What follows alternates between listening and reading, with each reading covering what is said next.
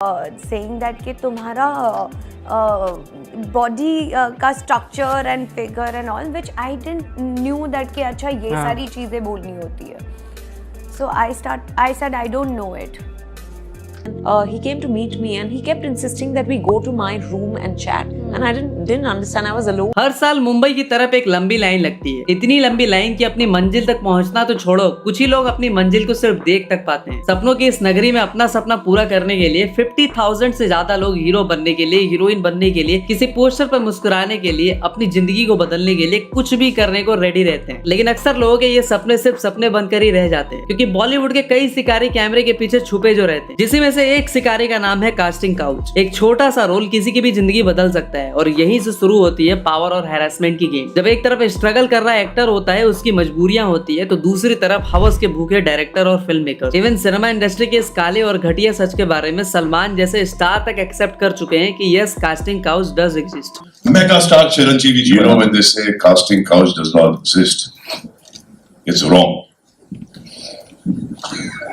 Casting couch does exist. Surveen Chawla, Prachi Desai, Richa Chadha, Kangana Ranaut, कल की Koechlin, Vidya Balan ने ओपनली एक्सेप्ट किया कि यस, उन्हें फिल्मों में लेने से पहले उनकी लेने की कंडीशन रखी गई. और कास्टिंग काउच का ये वायरस सिर्फ फीमेल्स तक ही नहीं बल्कि मेल स्टार्स को भी इन्फेक्ट कर चुका है, जिसमें आयुष्मान खुराना, रणवीर सिंह, विद्युत जामवाल जैसे काफी सारे एक्टर्स मीडिया में ओपनली इस पर बात कर चुके हैं. शक्ति कपूर से लेकर सुभाष घई, साजिद खान जैसे काफी सारे लोगों पे एलिगेशंस तक लगे. लेकिन असली सवाल ये है कि इतने सालों के बावजूद कास्टिंग काउच जैसी गंदगी की सफाई क्यों नहीं हो पाई. और आज आपको 90 से लेकर आज तक के काफी सारे ऐसे इंसिडेंट के बारे में भी बताऊंगा जहां कास्टिंग काउच ने कैसे फेमस एक्टर एक्ट्रेसेस की पूरी लाइफ बर्बाद कर दी और क्यों आज भी नए एक्टर एक्ट्रेसेस इस ट्रैप में फंस जाते. उन एक्टर एक्ट्रेसेस की भी बात करेंगे जिन्हें कास्टिंग काउच में ना लेटने की वजह से रिप्लेस कर दिया गया और क्यों इस क्रोनिक बीमारी को कभी भी सिनेमा इंडस्ट्री से हटाया नहीं जा सकता. जिन लोगों को नहीं पता कि कास्टिंग काउच क्या होता है तो उन्हें मैं सिंपल लैंग्वेज में बता देता हूँ. दरअसल कास्टिंग काउच एक ऐसा टर्म है जो एंटरटेनमेंट इंडस्ट्री में यूज होता है जब कोई पावरफुल इंसान जैसे डायरेक्टर, प्रोड्यूसर या कास्टिंग डायरेक्टर एक एस्पायरिंग एक्टर या एक्ट्रेसेस से सेक्सुअल फेवर्स मांगता है और उनके साथ सोने की डिमांड रखता है. बदले में वही काम देने का वादा रहता है. ये एक डील की तरह होता है. जो इस डील को मान लेता है वो अर्थ से फर्श तक का सफर तय करता है और जो नहीं मानता उनका सपना सिर्फ सपना बनकर ही रह जाता है. बॉलीवुड का ग्लैमर जितना ही चमकदार दिखता है उसके पीछे उतनी ही अंधेरी कहानियां भी छुपी होती है. सपना सबका होता है पर सच सिर्फ कुछ ही लोग कर पाते हैं. एक एस्टिमेट के हिसाब से हर साल लगभग 50,000 से ज्यादा लोग मुंबई आते हैं सिर्फ इस उम्मीद में कि उनका चेहरा एक दिन बड़े पर्दे पे दिखेगा. और ये नंबर किसी ऑफिशियल डॉक्यूमेंट में नहीं मिलता. ये उन लोगों की कहानी है जो हर ऑडिशन लाइन में खड़े मिलते हैं. एक्टिंग स्कूल में एडमिशन के लिए पैसे इकट्ठा करना, भूखे रहना, जेब खर्च के लिए कोई भी छोटा मोटा काम करना और ये सब स्ट्रगल करने की मेंटल स्ट्रेंथ लेकर वो मुंबई आते हैं. और यहाँ से शुरू होता है उनका असली सफर जो सिर्फ टैलेंट पे नहीं सर्वाइवल पे बेस्ड होता है. कई लोग बैकग्राउंड आर्टिस्ट बन जाते हैं, कुछ असिस्टेंट डायरेक्टर, कुछ बार, जिम, सैलून में काम करने लगे और उनमें से सिर्फ 1% ही ऐसे होते हैं जिन्हें रेगुलर इस इंडस्ट्री में काम मिल पाता है. और जब सपना टूटता है तब डिप्रेशन बनता है और उनका सबसे बड़ा दुश्मन और फिर वो एक ऐसे जाल में फंसते हैं जिसका नाम है कास्टिंग काउच. अब इसे कास्टिंग काउच इसलिए कहा जाता है क्योंकि एक्टर एक्ट्रेसेस का स्क्रीन टेस्ट नहीं, राखी सावंत के लैंग्वेज में कहे तो स्क्रीन टेस्ट किया जाता है, वो भी एक काउच यानी सोफा पे लिटा. स्क्रीन टेस्ट होता है. स्क्रीन टेस्ट होता है मॉर्निंग 9 बजे से लेके शाम के 6 बजे तक का, 6 से लेके रात को 2-3 बजे तक का स्क्रीन टेस्ट होता है. स्क्रीन टेस्ट मालूम है? स्क्रीन टेस्ट का टाइम अलग और स्क्रीन टेस्ट का टाइम अलग होता है. स्क्रीन टेस्ट क्या होता है रखिए? ठुकाई. तो सवाल ये उठता है कि ये सब होता कैसे और कैसे कोई लड़की जो सिर्फ एक मौके के लिए स्ट्रगल कर रही है एक दिन कास्टिंग काउच का शिकार बन जाती है.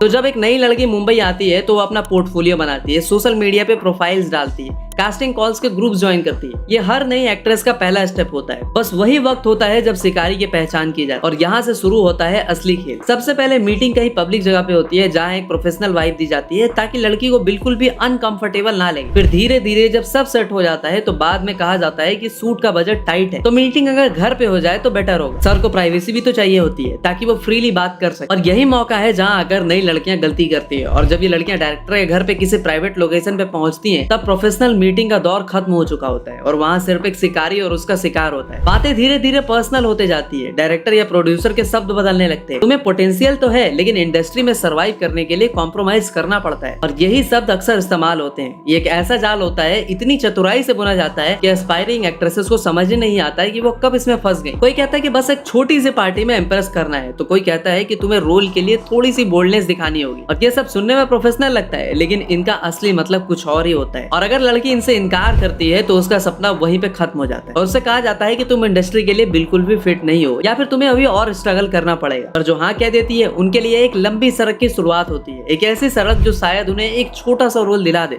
लेकिन उनकी आत्मा को हमेशा के लिए खोखला कर दे। जैसे कि एक मॉडल है अलंकृता सहाय जो कि कहती है कि अगर आप लोगों से थोड़ा सा भी फ्रेंडली हो जाओ तो उन्हें लगने लगता है कि ये इंटरेस्टेड है, इसे बेड पे ले जाना इजी होगा। अगर आप थोड़े से काइंड हो, थोड़े भोले वाले हो तो आपको वो अलग तरीके से परसुएट करने लगते हैं। कुछ इसी तरह रश्मि देसाई कहती हैं कि उनके साथ भी शुरुआत में कुछ ऐसा ही हुआ था, जहां उन्हें एक बंदा फेक ऑडिशन के लिए बुलाता है और उनके साथ कांड करने की सोचता है। वहाँ कोई नहीं था except him, no cameras, nothing, and he tried his level best कि वो मुझे ड्रिंक पिला के बेहोश करे और उस चीज का एडवांटेज। कुछ इसी तरह विदिता बाग जिन्होंने काफी सारी मूवी सीरीज भी की है लाइक भोकाल, इंस्पेक्टर अविनाश, वो कहती हैं कि बीइंग अ बंगाली एक टाइम पे उन्हें हिंदी ठीक से नहीं आती तो एक डायरेक्टर इनका दोस्त बन जाता है, फिर उन्हें हेल्प करने की प्रॉमिस करता है और वो कहता है कि उसके बड़े बड़े प्रोडक्शन हाउसेस से पहचान है और वो बाद में इनके साथ मिसबिहेव करने लगता है। अभी कोई बड़ी एक्ट्रेस तो होती नहीं तो मामला वहीं दब जाता है, लेकिन बड़ी एक्ट्रेसेस लाइक कल्की कोचिन, सुरवीन चावला, राधिका आप्टे से लेकर कंगना रनौत, इवन विद्या बालन जैसी इतनी बड़ी सेलेब भी कभी न कहीं कास्टिंग काउच की शिकार होते होते बचती हैं। And he came to meet me and he kept insisting that we go to my room and chat. And I didn't understand. I was alone. Yeah, uncomfortable. So so we were in the coffee shop chatting, and then he kept insisting we go to the room. But I did a very smart thing. When we went to the room, I left the door open, and then he knew that the only way for him was out. Chitrangada Singh को बाबू मोशाई बंदूकबाज के set पे indirectly sexually harass किया जाता है और वो director cushion Nandi के लिए कहती हैं कि वो सेट पे कुछ भी वल्गर बातें किया करता और उन्हें नवाजुद्दीन के साथ बार बार 7 सेकंड का किसिंग सीन करने के लिए मजबूर करता। इस तरह के इंटीमेट सीन्स को शॉर्ट करने के बाद जानबूझकर डायरेक्टर कुशन नंदी उन्हें फिर से वही सीन शूट करने को कहते और वो भी पेटीकोट में, मतलब अलग अलग तरीके से उन्हें हैरेस करने की कोशिश की जाती, जिसकी वजह से उन्हें वो फिल्म छोड़नी पड़ती है और उन्हें डायरेक्टर का कोई कॉल भी नहीं आता। अब देखो कहने के लिए तो कह सकते हैं कि स्क्रिप्ट की डिमांड थी, बट चित्रांगदा के अकॉर्डिंग उन्हें जानबूझकर परेशान किया जा रहा। अब देखो ये कोई नई कहानी नहीं है, बॉलीवुड के उस अंधेरे कोने की हकीकत है जिसे कास्टिंग काउच कहते हैं। जैसा कि मैंने बताया कि ये सिर्फ नई लड़कियों के साथ नहीं होता और सिर्फ एक्ट्रेसेस के साथ ही नहीं होता, कई बार तो मेल एक्टर्स भी इसका शिकार बनते हैं, जैसे कि रणवीर सिंह जो कहते हैं कि उन्हें भी एक टाइम पे मैनिपुलेट किए जाने की पूरी कोशिश की गई थी। Later I found out what he was interested in. Kept it on the side. He said, "You have to be smart. You have to be sexy." जो स्मार्ट है, जो सेक्सी है, वो आगे निकल जाता है। कल मैं तुम्हें ये ऑफिस में भेजूंगा, कल मैं तुम्हें वो ऑफिस में भेजूंगा, फिर तुम मुझे कहोगे, you know? कुछ इसी तरह आयुष्मान खुराना अपने एक इंटरव्यू में कहते हैं कि जब वो टीवी करते थे तो उन्हें काम देने के अगेंस्ट लेने की डिमांड रखी गई थी। तब उन्होंने कहा था कि मैं तो स्ट्रेट हूँ, मैं ये सब कैसे कर सकता हूँ। तो उन्हें समझाया गया था कि ये तो बहुत कॉमन है, स्टार बनने के लिए तो ऐसा करना पड़ता है। बट सवाल ये आता है कि ये सब चलता कैसे है, क्यों कोई इसके खिलाफ आवाज नहीं उठा पाता। तो देखो इसका सीधा रीजन है पावर डायनेमिक्स और डर। एक तरफ एक स्ट्रगलिंग एक्टर होता है जिसका सपना उसकी जान से भी प्यारा होता है, दूसरी तरफ एक पावरफुल डायरेक्टर, प्रोड्यूसर या फिर ये कास्टिंग एजेंट जिसके हाथ में उनके सपने की चाबी होती है। इस डर की वजह से कई लोग चुप रह जाते हैं और ये सिस्टम चलते रहे। जैसे कि सुअर की गुद्दी के शक्ल के साजिद खान को ही देख लो, इसके ऊपर एक दो नहीं कास्टिंग काउच के मल्टीपल एलिगेशंस लगे हैं, जिसमें टीवी एक्ट्रेसेस नवीना बोले से लेकर रैचल वाइट, सलोनी चोपड़ा, सरलिन चोपड़ा, आहाना कुमार, मंदाना करीमी सभी ने इस पर एलिगेशंस लगाए। लेकिन हुआ क्या, इसे सिर्फ हाउसफुल 4 प्रोजेक्ट से निकाल दिया गया और बाद में इसकी इमेज व्हाइट वॉश करने के लिए सलमान ने इसे बिग बॉस में बुला लिया। कुछ इसी तरह शक्ति कपूर ने एक स्टिंग ऑपरेशन में मीडिया पर्सन तक को कॉम्प्रोमाइज करने को कहा in against of getting a role, जिसकी वजह से उन्हें बहुत बैकलैश भी झेलना पड़ा। कुछ इसी तरह 90s में ममता कुलकर्णी ने भी राजकुमार संतोषी पे चाइना गेट मूवी के लिए सेक्सुअल फेवर्स के अगेंस्ट मूवी में काम देने के एलिगेशंस लगाए और सौदागर से फेमस हुई मनीषा कोइराला ने सुभाष घई के साथ कभी दोबारा काम नहीं किया, क्योंकि उन्होंने उनसे कुछ ऐसी डिमांड रखी जिसे मनीषा ने बिल्कुल ही डिनाई कर दिया। देखो मनीषा कोइराला ने कभी सुभाष घई के अगेंस्ट कुछ भी नहीं कहा, लेकिन इजरायली मॉडल रीना गोलन ने सुभाष घई पर डायरेक्ट एलिगेशन लगाते हुए कहा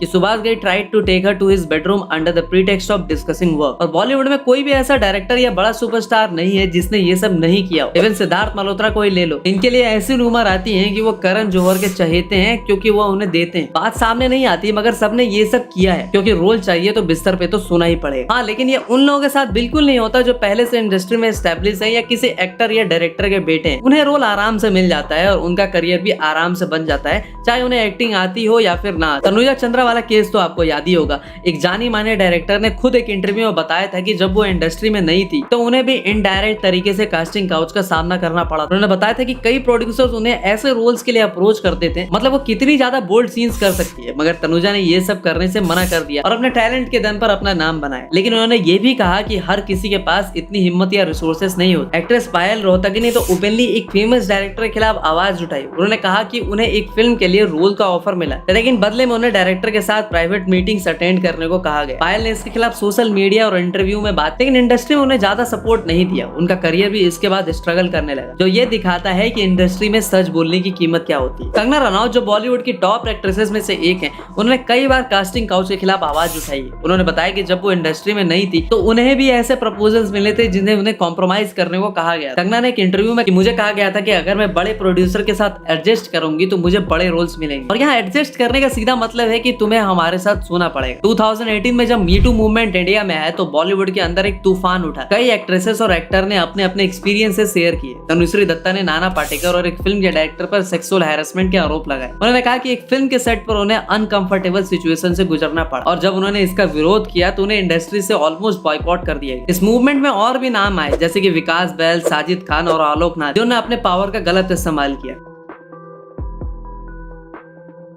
देखो, एक्ट्रेसेस इंटरव्यू में ये तो कहती हैं कि उन्होंने मना कर दिया और उन्हें अपने दम पर अपनी पहचान बनाई, लेकिन सच्चाई कुछ और ही होती है। बिना किसी के साथ सोए इस बॉलीवुड में कोई आगे नहीं बढ़ सकता, एक्सेप्ट वो किसी बड़े सेलिब्रिटी या पॉलिटिशियन का बेटा या बेटी ना हो। और इसमें एक बात तो है जो शायद सबको सुननी और जाननी चाहिए, बहुत सी लड़कियां और एक्ट्रेसेस ऐसी भी हैं जो इंडस्ट्री में अपना नाम कमा चुकी है और इन सब के बारे में खुलकर बोल रही है, आवाज उठा रही है। जब उनसे पूछा जाता है कि उन्होंने इतने सालों से कुछ क्यों नहीं बताया, तो उनका एक ही जवाब होता है कि उन्हें डर था, वो नहीं बता सकती थी बॉलीवुड में कास्टिंग काउच होता है। अब देखो, ये सही भी है, मगर कुछ एलिगेशंस फेमस होने के बाद झूठे तौर पे भी लगाए जाते हैं। जो एक्ट्रेस पहले किसी के साथ 2-3 साल तक रिलेशनशिप में रहती हैं, पब्लिक में अच्छा बिहेव करती हैं, उसी एक्टर डायरेक्टर के साथ मूवीज करती हैं, बाद में वही एक्ट्रेस आकर उन्हीं लोगों पे आरोप लगाने लगती और उनके अगेंस्ट सेक्सुअल हैरेसमेंट के एलिगेशंस लगाती है। पर सिक्के के देखो हमेशा दो पहलू होते हैं। अगर कोई मजबूरी को खरीद रहा है तो आप भी उसे बेच तो रहे हैं ना। आपके लिए आपकी इज्जत सबसे बढ़कर होनी चाहिए, ना कि पैसा। बहुत सी एक्ट्रेस आज मीडिया में आकर इसी पे बात करने का रोना रो देती है कि हमारा कोई नहीं था, दबाव था, हमारे साथ ये सब हुआ, मगर बाद में फिर हमें अपने दम पर पहचान बनाई। जब आपने बाद में अपने ही दम पे पहचान बनाई तो आपने शुरू में ही ये सारी चीजें क्यों नहीं? और जब पहचान अपने ही दम पे बनाना था तो किसी की अननेसेसरी डिमांड्स को ही क्यों पूरा किया? तो देखो, ये इंडस्ट्री ऐसी ही है जहाँ बहुत से राज दबे हुए हैं और आज तक कभी बाहर नहीं है और ना ही शायद आएंगे भी। बहुत सी न्यू एक्ट्रेसेस और लड़कियां खुद को अपनी मर्जी से रोल पाने के लिए ये सब करती हैं और मैं तो कहूंगा कि कई बार खुशी खुशी करती है, मगर जब ये सब अपने करियर में सक्सेस हो जाती है